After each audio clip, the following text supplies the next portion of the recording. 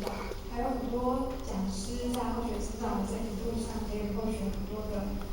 鼓励慈悲。那也要感谢今天我们义和圣堂有这样的一个营队，那也才让后学今天有这个机会站在这边跟大家来分享。那后学呢，要跟大家分享的是后学在补习班成长的一个经历。那因为后学从大一到就是考上嘉义大学之后，刚好遇到我们的补习团8月15人理补习团，后学是在人理8月15中秋节的时候成立。那也很巧的，在那一年后学刚好考上嘉义的学校，然后有机会就是搭上这条法船。那后学呢，就从大一到现在，在补习团学习的时间大概有7年。那后学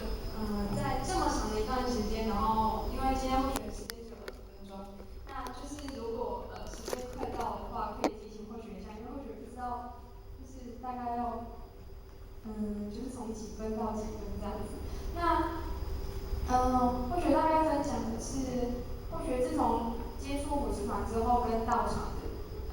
的缘分才从此开始。那后学的生命，后学觉得也是从此不同。那从一刚开始，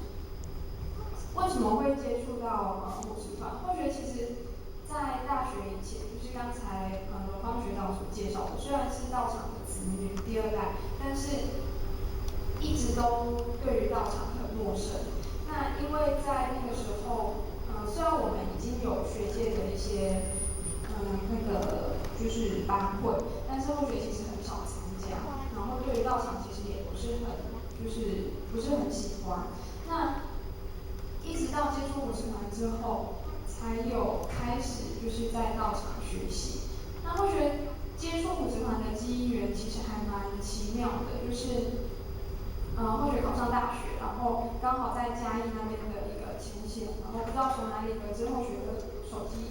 然后打电话联络后学去参加一个那时候学界的一个我们的成德班这样子。那这一段姻缘其实后学一直还觉得还蛮特别的，是因为我们一直都不知道为什么那一位前贤跟后学完全不认识。那后学大学以前也都没有在参加佛堂的活动，所以其实佛堂的前贤也都不认识后学。那他手上怎么会有后学的手机？那这个就是疑惑，一直到现在还是没有解，没有人知道他到底为什么就是莫名其妙电话簿里面就出现了后学的手机。那